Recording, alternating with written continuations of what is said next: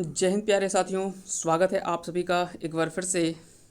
आपको बता दें कि 7th जेपीएससी मेंस का आपने देखा होगा कि एग्ज़ाम इसका कंप्लीट हो चुका है मेंस का।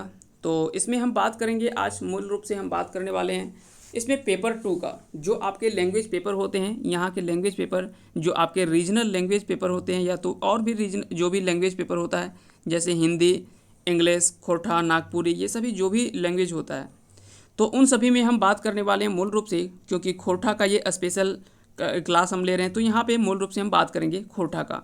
तो खोरठा भाषा एवं साहित्य, आप देख सकते हैं यहाँ पे लिखा हुआ है paper 2, Khortha language and literature. Subject code ये जो अभी है, इसमें समय टोटल होता है 3 घंटे का, और इसमें पूर्णांक जो यानी फुल मार्क्स जो होता है वो 150 अंकों का होता है। ये सारा टर्म और कंडीशन कुछ निर्देश दिया हुआ है, तो इन चीज़ों को आपको यहाँ पे ध्यान में पढ़ लेना है कि कैसे कैसे आपको हल करना है सवाल को, और कितने सवाल आपको हल करने हैं, उन चीज़ों को यहाँ पे लिखा हुआ है। तो एक एक करके हम सारी चीज़ों को देख लेते हैं। सबसे पहला अगर बात करें, सबसे पहला जो सवाल यहाँ पे पूछा गया है वो पूछा गया है कि हेठे उखरवल 7 में से 5 सवाल एक उत्तर दें। यहाँ पे नीचे क्या है कि पाँच सवाल का जवाब देना है। टोटल यहाँ पे 7 सवाल दिया हुआ है, तो इसमें से 5 सवाल पूछा गया है। ये सारे सवाल जो होंगे वो 7-7 अंक के होंगे, यानी 5 सवाल 7-7 अंक के, यानी 35 अंकों का ये सवाल है।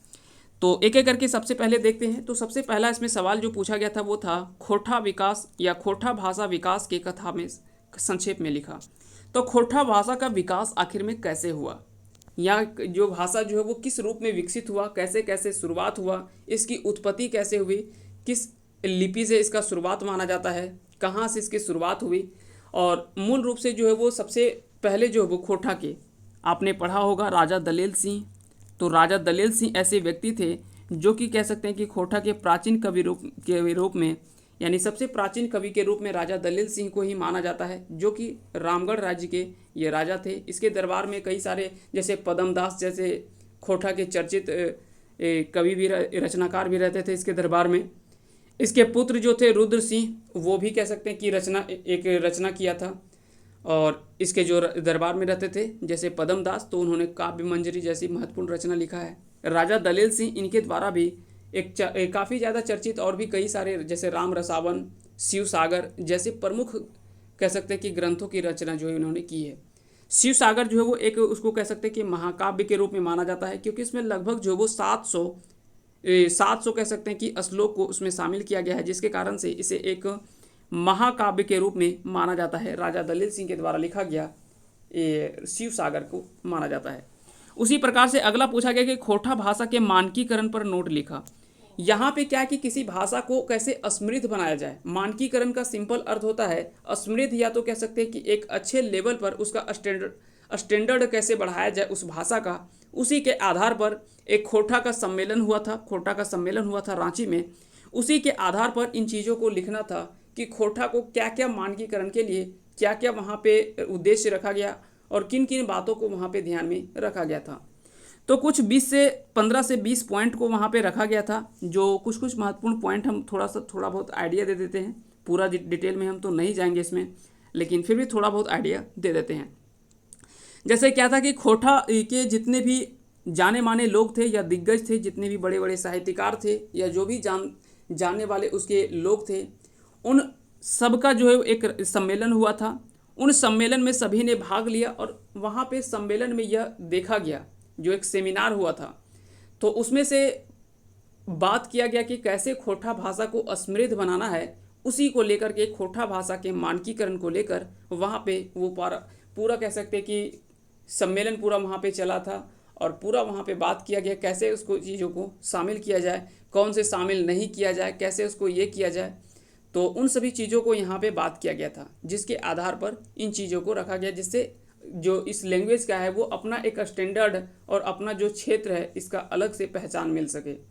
तो खोरठा भाषा को विकसित करने के लिए और कह सकते हैं कि समृद्ध बनाने के लिए जो वो खोरठा भाषा मानकीकरण का सम्मेलन जो वो किया गया था। उस सम्मेलन में सभी दिग्गज जो भी खोरठा के हैं, जाने माने लोग हैं, जो उनके पढ़ाने वाले शिक्षक थे या तो फिर साहित्यकार थे, कुछ और भी जो भी उस क्षेत्र से जुड़े हुए प्रमुख लोग थे, उन सभी को इसमें बुलाया गया था। अगला सवाल इसमें पूछा गया, तो उसी पर शॉर्ट नोट्स आपको बताने थे क्या क्या था उसमें, किस बात को लेकर के ध्यान दिया गया था। अगला सवाल इसमें पूछा गया कि खोटा भाषा के विद्वान गुला के मुताबिक खोटा साहित्य के काल विभाजन करा। तो आपने देखा होगा कि खोटा काल विभाजन जो वो मुख्य रूप से तीन रूप में जो वो काल विभाजन किया गया है। पहला था प्राचीन काल, दूसरा था मध्यकाल और तीसरा था आधुनिक काल।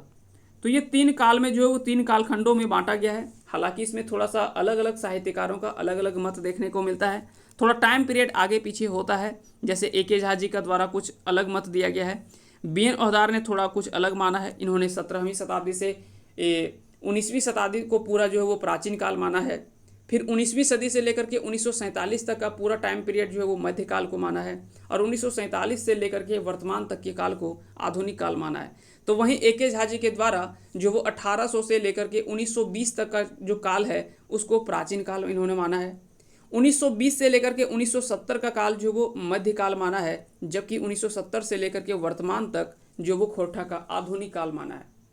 तो ये अलग अलग साहित्यकारों के द्वारा थोड़ा सा अलग अलग टाइम पीरियड जो वो मिल सकता है देखने को, लेकिन मूल रूप से अगर बात करें तो जो विभाजन हुआ है काल विभाजन वो 3 खंडों में ही हुआ है, प्राचीन, मध्य और आधुनिक। हालांकि डॉक्टर बी.एन. ओहदार ने आधुनिक काल को भी 3 खंडों में अलग अलग बांटा है, पुनर्जागरण युग के रूप में, विकास के रूप में, विकास काल के रूप में, और एक कह सकते हैं कि उन्नत या जो कह सकते हैं कि एक टॉप लेवल पे जो पहुंचता है उसके आधार पर इन्होंने जो वो बात किया है। तो यहाँ पे भी 3 रूप में आधुनिक काल को भी अलग अलग रूप में बांटा है। तो जैसे 1947 से लेकर के 1970 तक, 1970 से लेकर के 2000 तक, और फिर 2000 से लेकर के वर्तमान तक जो भी है, इन 3 कालखंडों को आधुनिक काल में भी इन्होंने बांटा है। जैसे हमने बात किया कि 17वीं से 19वीं तक तो प्राचीन काल माना, 1900 से लेकर के 1947 तक को मध्यकाल माना है, और 1947 से लेकर के वर्तमान तक के काल को इन्होंने आधुनिक काल माना है। बी.एन. ओहदार, जिनको भोगनाथ ओहदार के नाम से जाना जाता है, उनका पूर्ण नाम जो है वो भोगनाथ ओहदार है।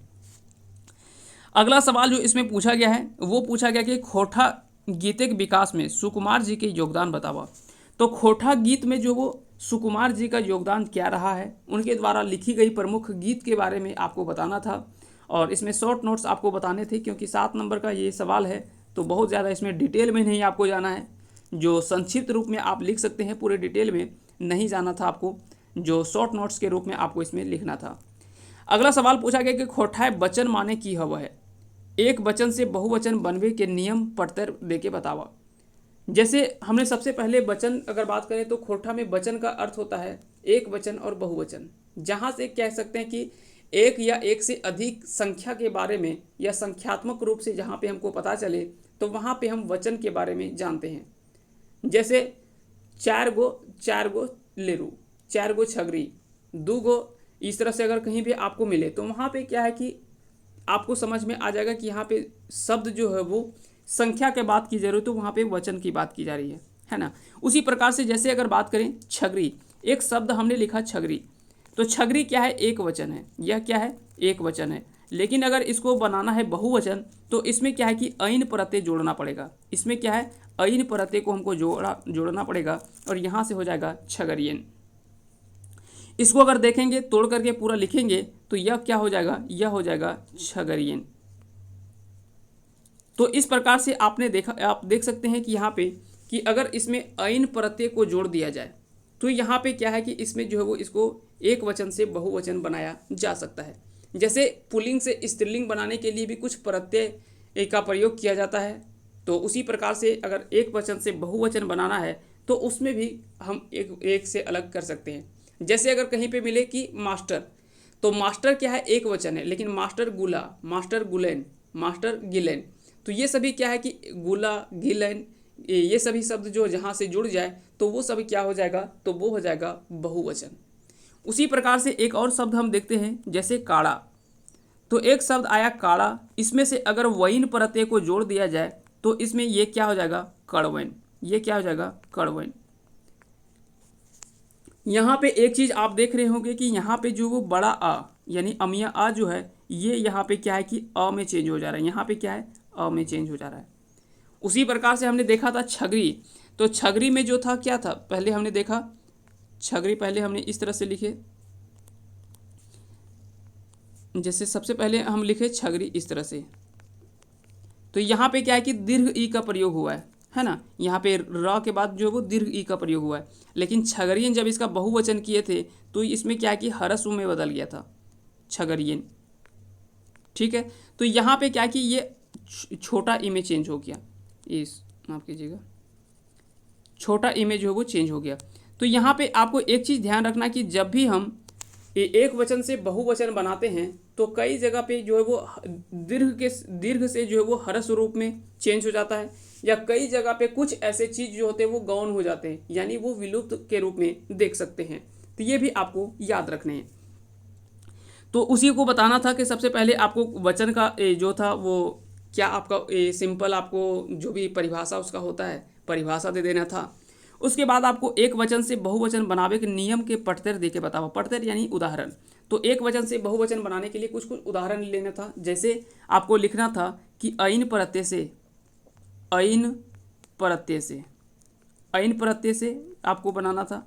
तो यहाँ पे इस तरह से इसको लिख देते। उसके बाद ऐन प्रत्यय से कौन कौन सा हो सकता है, तो छगरी, छगरी से हो गया छगरियन, और भी जो भी गाय से गैयन, ये सभी जो भी शब्द था उसको जोड़ करके और यहाँ पे आपको दिखा देना था, जिसमें ऐन प्रत्यय को जोड़ करके हम इस चीज़ को हम लिख सकते हैं। फिर उसी प्रकार से अगला पॉइंट दे देना था। ये पॉइंट पहला लिखते, दूसरा पॉइंट में हम देते वैन प्रत्यय जोड़कर, वैन प्रत्यय जोड़ करके। ठीक है, तो वैन प्रत्यय से दिखा देते कड़वैन, लेरवैन।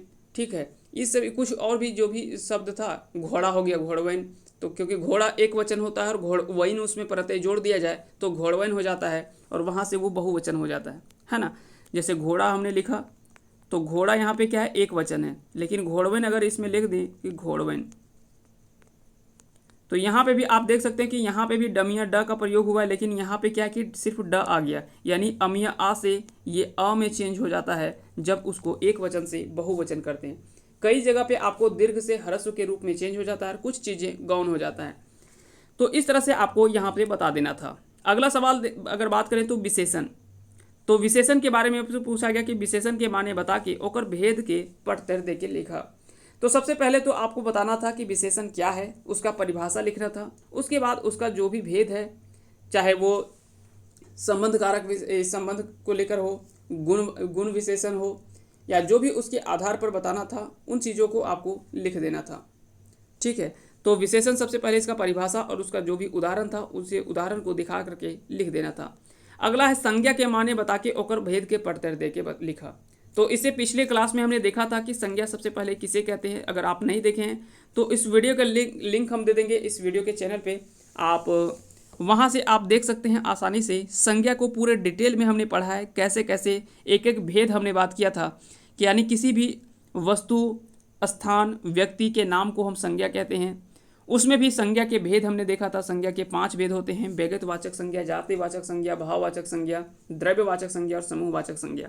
तो वहाँ पे संज्ञा के भेद की भी हमने चर्चा किया था। तो इन सारे सवालों को आप आसानी से वहाँ से आप देख सकते हैं।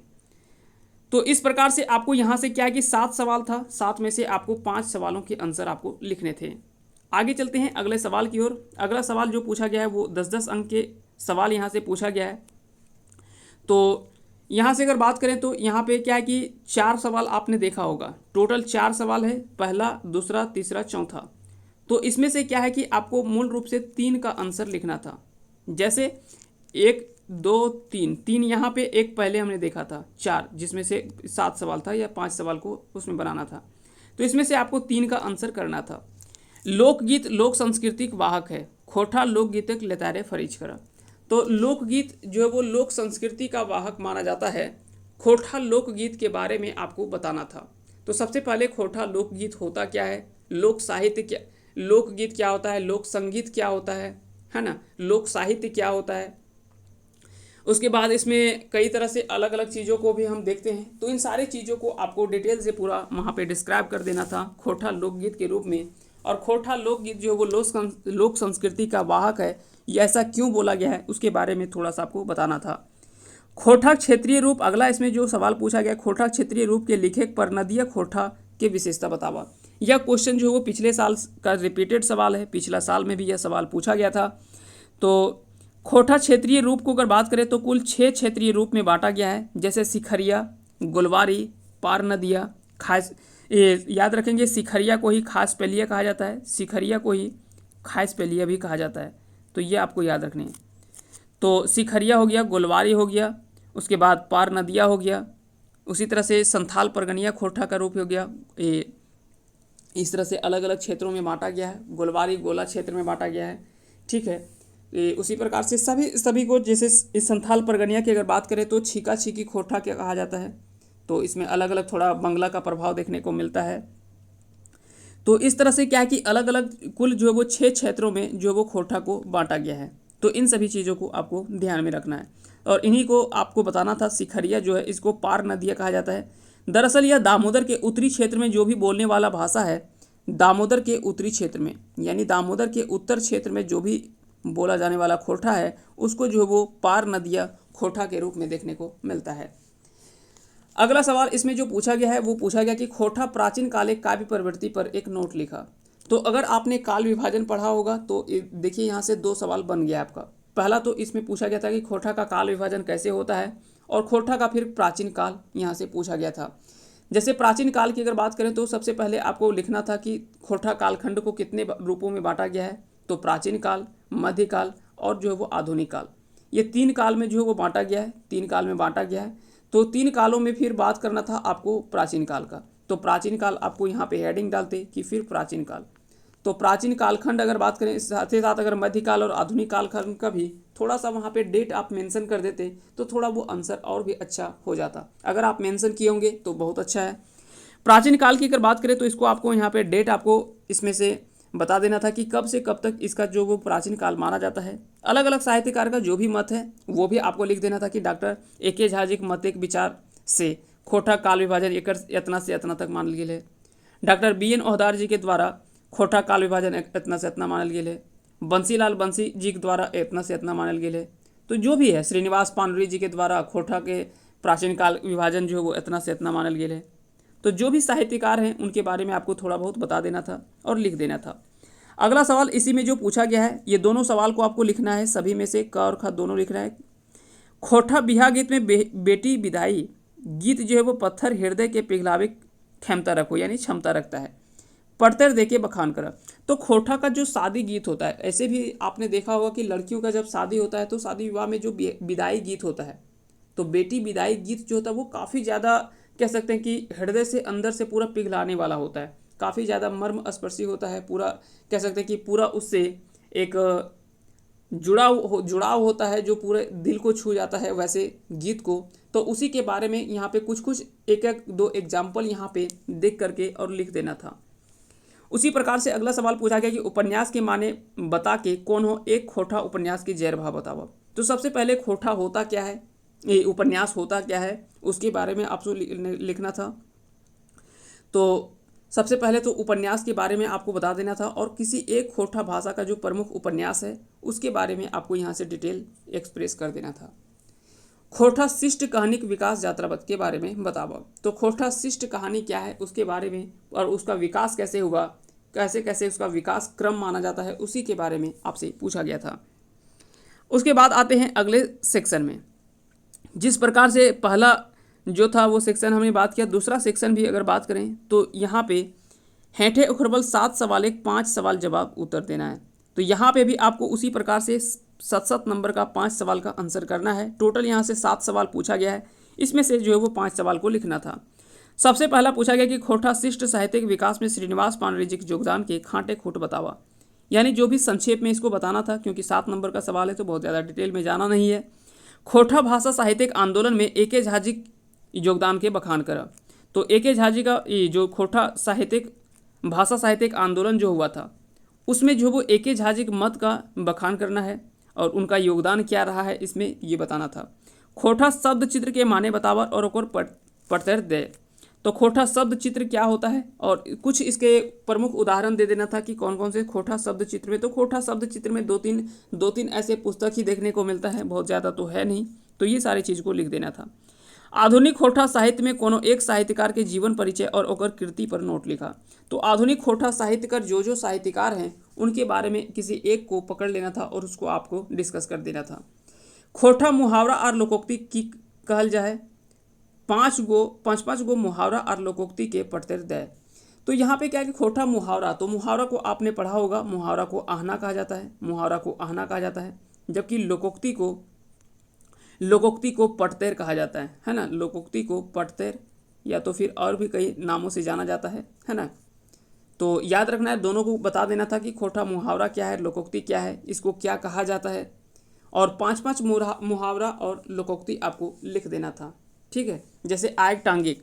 सबसे पहले आप ये चीज़ याद रखें कि मुहावरा जो अंत होता है, मुहावरा के अंत में हमेशा क्रियावाची शब्द होता है। जैसे आग टांगिक, आग पानी एक करेक, ठीक है, ये मतलब अंगना कादो करेक, तो अंगना कादो करेक, जैसे हमने लास्ट में लिखा शब्द करेक, ये आग टांगिक, तो ये सभी क्या है, आग टांगिक। तो ये सभी लास्ट में जितना भी शब्द आ रहा है, टांगना, करना, खाना, पीना, तो ये सभी शब्द ऐसा शब्द में अंत होता है हमेशा मुहावरा जो अंत में एक क्रियावाची शब्द होता है।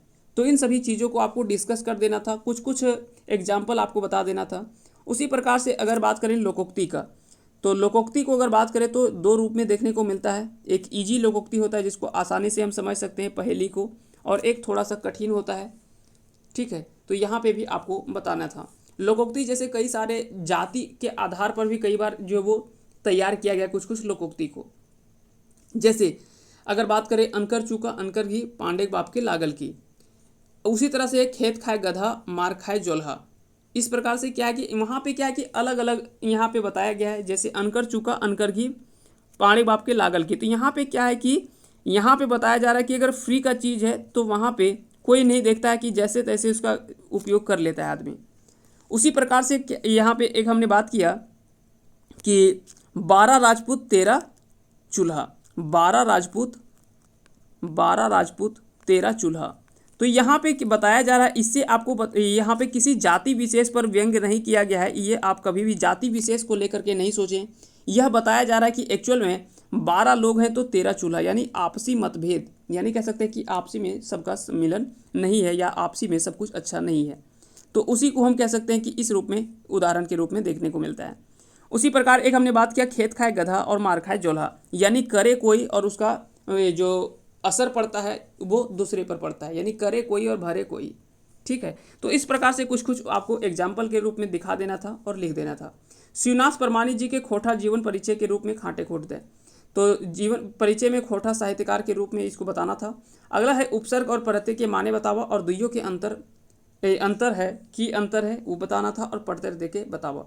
तो सबसे पहले उपसर्ग की अगर बात करें तो जो शब्दों की शुरुआत में उपयोग किया जाता है, शब्द के आगू में प्रयोग करल जाए ओकरा उपसर्ग करल जाए, और शब्द के पीछू में, जैसे अभी हमने बात किया था छगरी जोड़ ऐन, छगरी जोड़ ऐन, तो ऐन क्या था, प्रत्यय था, क्योंकि अंत में बात कर रहे हैं। अगर किसी चीज़ को उपसर्ग, जैसे उपसर्ग जो होता है वो शुरू में उपयोग किया जाता है, उसके बाद शब्द लिखाता है, तो उसको उपसर्ग कहा जाता है। दुइयों में अंतर बता देना था और कुछ कुछ एग्जाम्पल्स के रूप में दिखा देने थे।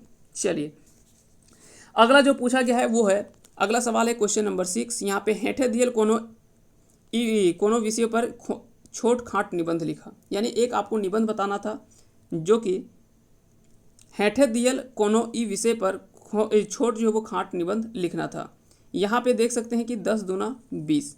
यहाँ पे क्या है कि 2 आपको लिखना था, कर्मा परब, बेटी बचाओ बेटी पढ़ाओ, बोनेक महात्म, झारखंड में भाषा आंदोलन, ये आपको लिखना था। तो यहाँ से निबंध लिख करके आप इसको दर्शाना था।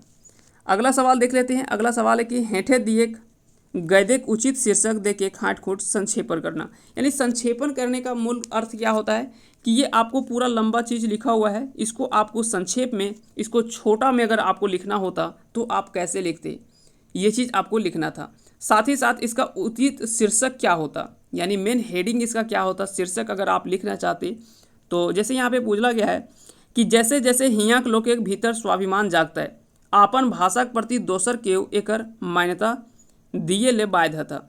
भाव से खोठा देशे नक्शाएं एगो जोरगर भाषा के रूपे आपन पहचान बनबत दरकार है। एकर रचनाकार के बर्तनी और मानक रूप के स्थिर करके बेस से बेसी किताब के छपवेक। ई क्षेत्र के नेता और पूंजीपति सबके इस भाषा के महत्व बुझवेक दरकार, और एकर से पहले जिम्मेवारी है खोठा भाषी के।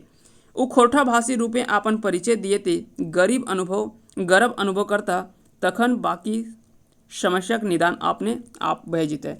यानी मूल रूप से यहाँ पे बोला गया कि खोटा को उस भाषा के रूप में तब तक हम लोग कल्पना नहीं कर सकते जब तक यहाँ के लोगों के भीतर जो एक स्वाभिमान नहीं जगेगा। यानी कह सकते हैं कि यहाँ पे अपनी मातृभाषा खोटा को या तो क्षेत्रीय भाषा को यहाँ पे बताया गया है कि अगर अपना भाषा को अगर कहीं हमको उन्नत ये दर्जे पर लाना है, एक ऊंची किस्म पर लाना, एक अधिक महत्व के रूप में या एक व्यवस्थित रूप से अगर उस भाषा को दिखाना है तो उसके लिए क्या है कि यहाँ के लोगों को उसके लिए प्रयास करना होगा। साथ ही साथ जो खोटा रचनाकार हैं उसको वर्तनी, जो भी वर्तनी है, जैसे खोटा भाषा में कुछ कुछ ऐसे चीज़ हैं जो वर्तनी का प्रयोग नहीं किया जाता है, जैसे ताली विशेष स का, फिर मूर्धन स का, इन दोनों का उपयोग नहीं किया जाता है। खोटा में अगर बात करें तो मूर्धना न का प्रयोग नहीं किया जाता है, छंजोगी छ का नहीं किया जाता है, त्र का उपयोग नहीं किया जाता है। तो कई ऐसे शब्द हैं व के जगह में ब का लिखा जाता है। उसी प्रकार से और भी कई ऐसे शब्द जो है चीज़ों को वहाँ पे देखने को मिलता है। और मानक रूप जैसे हमने बात किया स्मृत बनाने के लिए, तो और साथ ज़्यादा से ज़्यादा इसमें पुस्तकों को छापना पड़ेगा। साथ ही साथ यहाँ के नेता जो हैं, क्षेत्र के नेता जो हैं, पूंजीपति यानी बड़े बड़े जो उद्योगपति हैं, पूंजीपति लोग हैं, उनको जो है वो इसके बारे में बताना है। और उससे भी पहले यहाँ के जो खोटा भाषी हैं यानी खोटा को बोलने वाले लोग हैं, उसके अंदर की यह जो वो जगाना पड़ेगा, स्वाभिमान को जगाना पड़ेगा, ताकि इस भाषा को जो है वो अच्छे स्तर पर। और साथ ही साथ यहाँ के लोग थोड़ा सा क्या है कि कई बार देखने को मिलता है कि खोटा भाषा जब बोलते हैं तो वो अपने आप को हीन अवस्था के रूप में बोलते हैं, या कह सकते हैं कि अपने ऊप में सहज जो है वो महसूस नहीं करते कि हम खोटा बोल रहे हैं तो पता नहीं सामने वाला क्या सोच रहा होगा। ऐसा नहीं है, खोटा हमारी मातृभाषा है और यहाँ का लोकल लैंग्वेज है, तो इसे बोलने में हमें गर्व महसूस करना चाहिए, इसके लिए कोई ये नहीं है। बाकी का सारी समस्या का समाधान जो वो अपने आप हो जाएगा जैसे जैसे ये प्रयास जो वो जारी होगा। तो मुख्य रूप से इसका शीर्षक आपको लिख देना था कि हमारी मातृभाषा या जो भी था इसके बारे में उचित शीर्षक आपको कंसेप्ट आप कमेंट करके बताएंगे इसका जो है वो उचित शीर्षक क्या हो सकता है जिसको हम अच्छे से लिख सकते हैं। तो आप कमेंट करके ज़रूर बताएंगे कि इसका उचित शीर्षक अगर आपको लिखना हो तो शीर्षक में आप क्या लिखते, और इसको संक्षेप में यानी थोड़ा छोटा करके इसी चीज़ को लिख देना था। अगला है कि खोटे उल्था अनुवाद करा। यहाँ पे क्या कि अनुवाद करना था, जो भी लिखा हुआ है हिंदी में इसको जो वो खोटा में आपको अनुवाद कर देना है। अगला सवाल है दियल गेल अनुच्छेद के पढ़कर 3 सवाल के जवाब दें। तो यहाँ पे ये सारा चीज़ आपको पढ़ लेना है और उसी से बनने वाला सवाल जो है यहाँ पे लिख देना था। ये झारखंड के नाम कैसे धरायल है, तो झारखंड का नाम जो वो कई सारे आंदोलनों के बाद यहाँ पे जो ऊपर में लिखा गया उसी के आधार पर बता देना है। खोटा से सटल कौन कौन राज्य है, तो खोटा से झारखंड से सटल कौन कौन राज्य है, तो झारखंड से सटल आप सभी को पता होगा यूपी बिहार, छत्तीसगढ़, उड़ीसा, उसके बाद है आपका पश्चिम बंगाल यानी वेस्ट बंगाल। तो ये 5 राज्य हैं जो कि झारखंड से सटा हुआ राज्यों के रूप में देखने को मिलता है। इसके अलावा और भी कुछ कुछ राज्य को दर्शा देना था। यहाँ पे सीमा की बात नहीं की जा रही है, जो भी झारखंड से सटे राज्य हैं उनके बारे में आपको बताना था। और झारखंड की चर्चा कौन साहित्य पावल जा है, ये आपको लिखना था। अगला सवाल है कि खोटा यात्रा वृत्तांत के भरल जोगाड़ है, पढ़तर दे के बतावा। यानी यात्रा वृत्तांत कुछ कुछ जैसे आपने पढ़ा होगा कि यहाँ के बारे में अंडमान निकोबार की यात्रा के बारे में, और भी कई सारे है बरवा अड्डक अखैबोर, कुछ कोई यात्रा संस्मरण है, यात्रा वृत्तांत है, उनके बारे में आपको लिख करके बताना था और कुछ कुछ एग्जाम्पल आपको दे देना था और उसके कुछ कुछ महत्वपूर्ण पहलू को दिखाना था। तो इस प्रकार से जो वो खोटा के सारे प्रश्न थे, और उम्मीद करते हैं कि आज का ये वीडियो सेशन आप सभी को समझ में आया होगा अच्छे से। अगर आया होगा अच्छे से समझ में तो आप इस वीडियो को लाइक करें, साथ ही साथ चैनल पर नए तो चैनल को सब्सक्राइब कर दें और बेल आइकन को प्रेस करें ताकि आगे भी इसी तरह का वीडियो हम अपलोड करते रहें और आप उसका बेनिफिट्स उठा सकें। इसके अलावा खोटा के इसके टोटल जो है वो आपको सारे सवाल यहाँ पे या सारे प्रॉब्लम्स आपको देखने को मिल सकता है, प्रॉब्लम्स के हल यहाँ पे देखने को मिल सकता है। साथ ही साथ इसमें खोटा के जितने भी सेट प्रैक्टिस हैं वो सारा चल रहा है। ग्रामर अगर बात करें तो खोटा के ग्रामर सेक्शन को भी कवर इसमें किया जा रहा है। तो आप इन चीज़ों को आप अगर कहीं पूरे डिटेल में देखना है तो आप इस चैनल को विजिट ज़रूर करें और आप यहाँ से सारी चीज़ों को आप समझ सकते हैं। तो चलिए मिलते हैं अगले वीडियो में, तब तक के लिए आप सभी को बहुत बहुत धन्यवाद। अंत तक बने रहने के लिए जय हिंद, जय भारत।